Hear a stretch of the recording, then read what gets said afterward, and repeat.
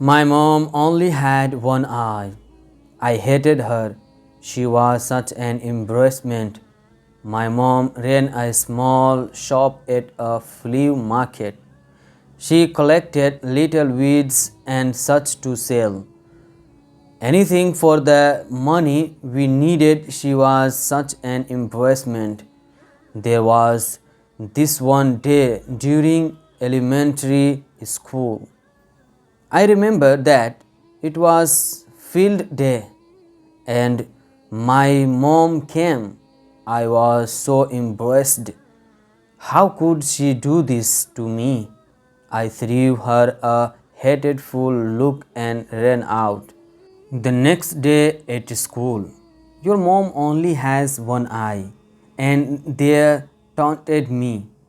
I wished that my mom would just disappear from this world. So I said to my mom, "Mom, why don't you have the other eye? You're only going to make me a laughing stock. Why don't you just die?" My mom did not respond. I guess I felt a little bad, but at the same time, it felt good to think that I had said what I wanted to say all this time. Maybe it was because my mom hadn't punished me, but I didn't think that I had hurt her feeling very badly. That night I woke up and went to the kitchen to get a glass of water. My mom was crying there, so quietly, as if she was afraid that she might wake up me. I took a look at her and then turned away because of the thing I had said to her earlier.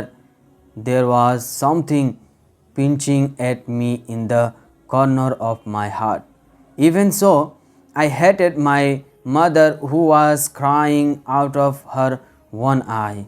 So I told myself that I would grow up and become successful because I hated my one-eyed mom and our desperate poverty.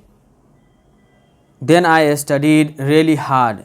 I left my mother and came to Seoul and studied and got accepted in the Seoul University with all the confidence I had. Then I got married. I bought a house of my own. Then I had kids too. Now I'm living happily as a successful man. I like it here because it's a palace that doesn't remind me of my mom. This happiness was getting bigger and bigger. When someone unexpected came to see me, "What? Who is this?" It was my mother, still with her one eye. I felt as if the whole sky was falling apart on me. My little girl ran away, scared of my mom's eye, and I asked her, "Who are you?" "I don't know you." As if I tried to make that real, I screamed at her, "How dare you come to my house and scare my daughter? Get out of here now." And to this, my mother quietly answered, "Oh, I'm so sorry. I may have gotten the wrong address," and she disappeared. Thank goodness she doesn't recognize me. I was quite relieved. I told myself that I wasn't going to care or think about this for the rest of my life. Then a wave of relief came upon me.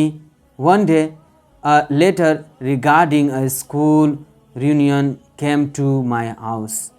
I lied to my wife, saying that I was going on a business trip. After the reunion, I went down to the old shack that I used to call a house. Just out of my curiosity, there I found my mother fallen on the cold ground, but I did not shed a single tear. She had a piece of paper in her hand. It was a letter to me.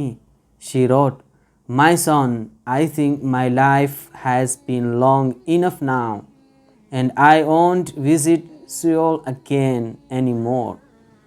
But would it be too much to ask if I wanted you to come visit me once in a while?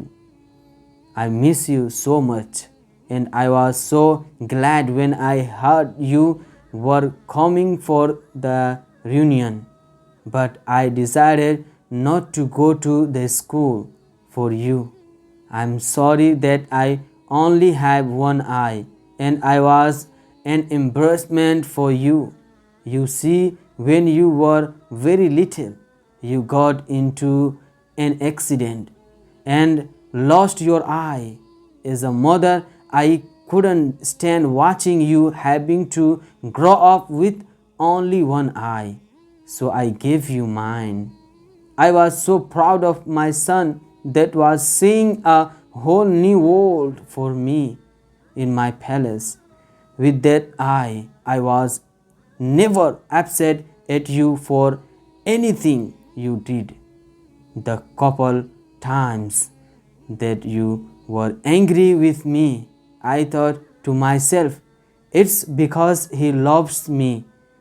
I miss the time when you were still young around me. I miss you so much. I love you. You mean the world to me." My world shattered. I hated the person who only lived for me. I cried for my mother. I didn't know of my any way that will make up for my worst deed. Moral of this story: never ever hate anyone for their disabilities. Never disrespect your parents. Don't ignore and underestimate their sacrifices. They give us life. They raise us better than they had been. They give and keep trying to give better than they ever had. They never wish unwell for their kids, even in their wildest dreams. They always try, showing right path and being motivator. Parents give up all for kids. Forgive all mistakes made by kids. There is no way to repay what they done for kids.